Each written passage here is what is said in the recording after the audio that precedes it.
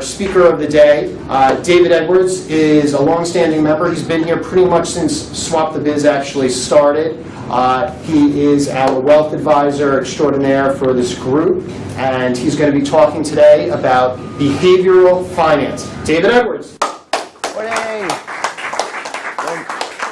Morning, Scott. Thank you. Thank you. It's a large group today, so thank you for coming out. I'm going to spend 7 minutes talking about behavioral finance, which is the art of why we buy high and sell low. How do we make decisions? We happen to live in the most amazing city in the history of our civilization. We have literally quadrillions of bits of data to help us make good decisions.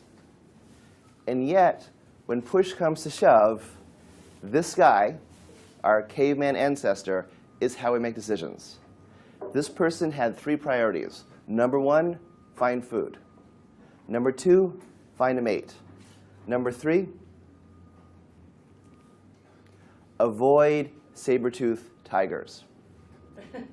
So this person didn't have a lot of time to make good analysis. If that person saw a saber-toothed tiger, he had to take quick action to either run away or get a spear or something. There wasn't a lot of time for thought. And even though it's 10,000 years later, and even though we have so many more resources, our brains still operate at the caveman level. From the 1930s until the 1990s, economists tried to figure out how we made decisions. And they thought that we were that's a hard word to pronounce, economist, who would rationally look at the data, soberly consider the facts, take their time, be prudent, and come to the right conclusion. The problem was that the theory didn't match the reality. People make dumbass decisions all the time. And so starting in the 1980s and running through the present, behavioral finance and homo perfidus, fearful man, is how we understand things happen today. So what that means is that intuition and emotion prevail over reason and analysis most of the time. We take mental shortcuts. Racism, right? I could get to know you as a person, or I could just look at your skin color and make conclusions about you. Pain of loss is twice the pleasure of gain. We will take more effort to avoid losing $10 than to gain $10. Unless you're a compulsive gambler. Those people have a different psyche. How we frame alternatives. Right now, everyone's talking about healthcare. Healthcare is an entitlement. That sounds bad. Healthcare is a right. That sounds good. Healthcare is an investment. What? An investment? How does that make sense? Well, if you owned a factory and you didn't invest in your machines, that wouldn't be practical. So how we frame something like healthcare as an entitlement, a right, or an investment changes our perception of what the solution is. Mental accounting. It's quite common for someone to come to me with a $20,000 car loan at 20% and $20,000 in cash. And they say, David, I want you to put this in the stock market for me. And I go, I can do that, but I'm likely to get 8% with some risk investing in the stock market, versus we can close out that car loan, earn 20% with no risk. Why wouldn't you do that? Oh, well, I've got my car loan here, and I've got my investment money there. I understand. You've got in different pots, mental accounting. Investor biases. These are the things that trip people up when they're actually trying to invest for themselves. Misunderstanding probability. The stock market was up Monday, Tuesday, and Wednesday. Therefore, it will be up Thursday. Not necessarily. It's actually 50-50 on any given day. The stock market was down last year. Therefore, it will be down this year. Not necessarily. On average, the stock market is up 3/4 and down a 4/4. Self-deception. I bought Google at the IPO. I'm a genius.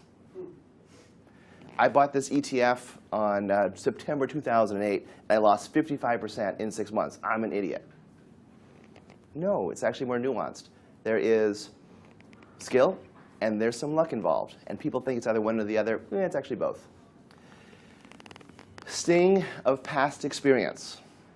I bought internet stocks in 2000. I'm never touching technology stocks ever again. Not necessarily. 2002 was a great time to buy Amazon and eBay and Cisco and a bunch of other stocks in that category. Priceline. Priceline is like 5,000% since 2002.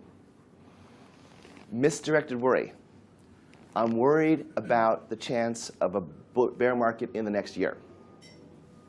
A reasonable concern. We've had a bull market for 8 years. But what about I can't retire in 15 years? That's the bigger worry. Herding. All the guys in my office are buying Facebook. I want to buy Facebook. Maybe, maybe not. We need to understand what Facebook actually is. We're not going to make decisions just because everybody else is.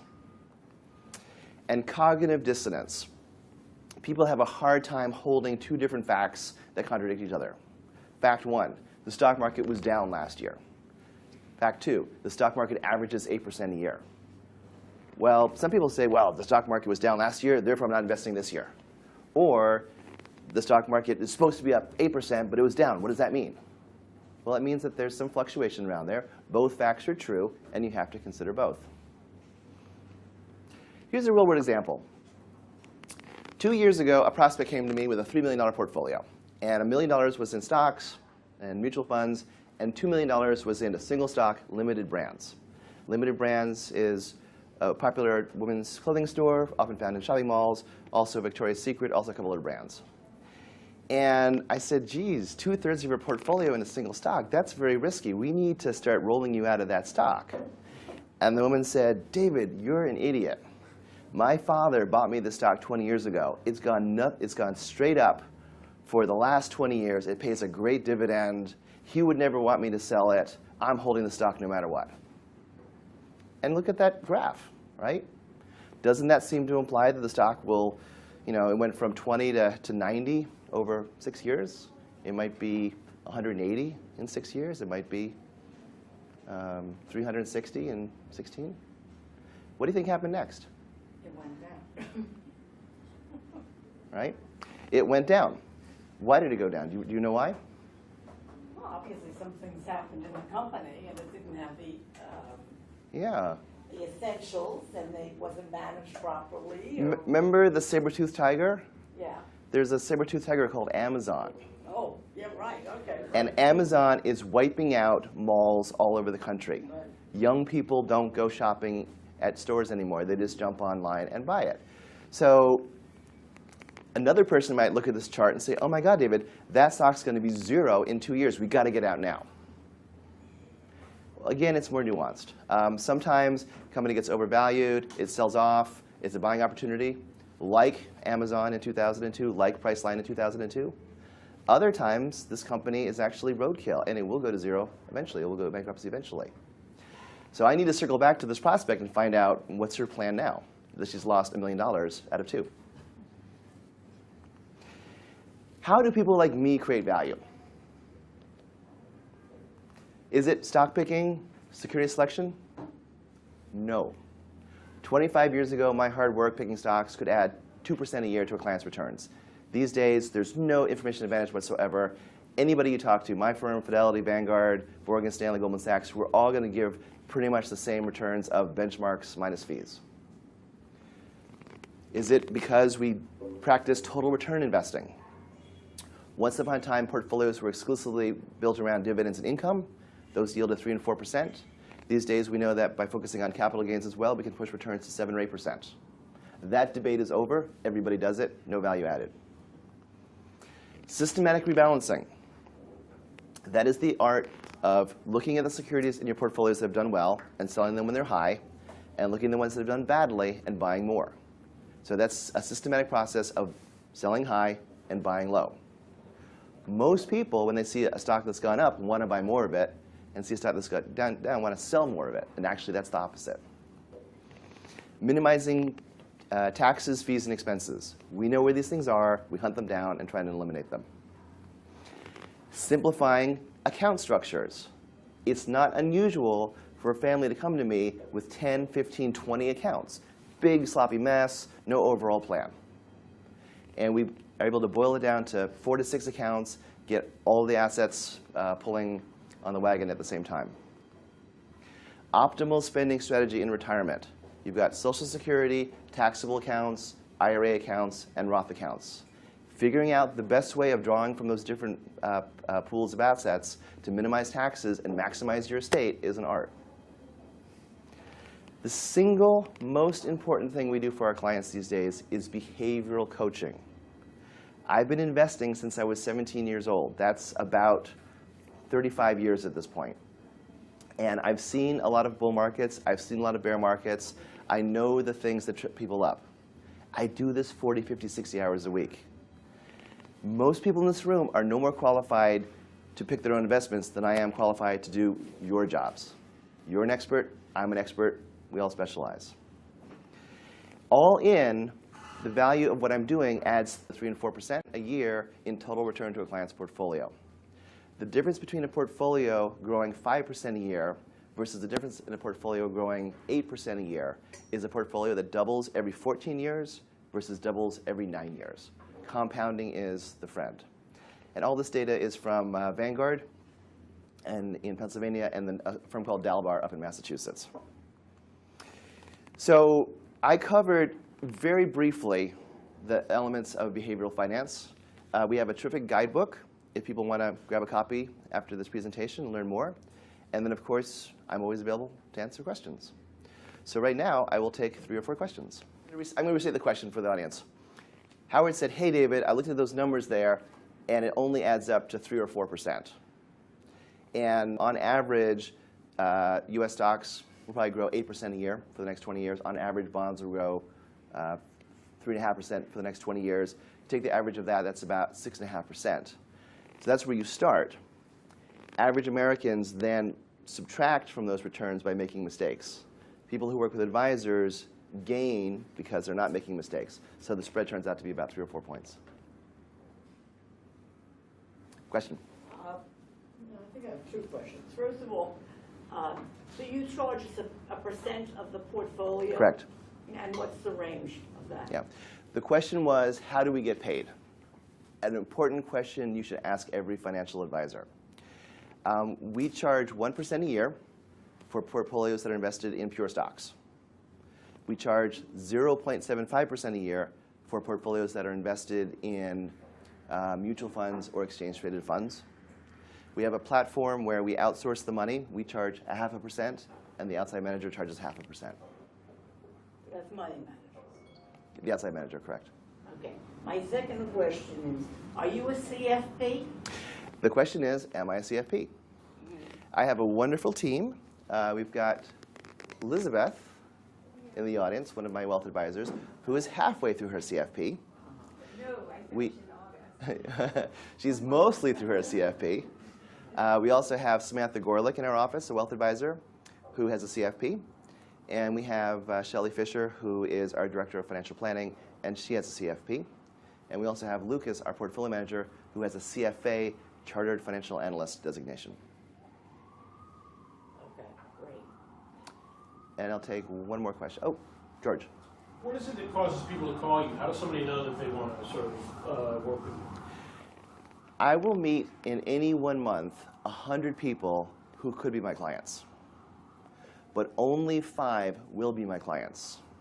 Those 5 people don't have a good advisor already, realize they can't do it for themselves anymore, and most importantly, have a transitional life event that's making them think about their money, such as, I just got married, I just got divorced, I just had a child, a grandchild, I got a promotion, I got stock options, I retired, I inherited money.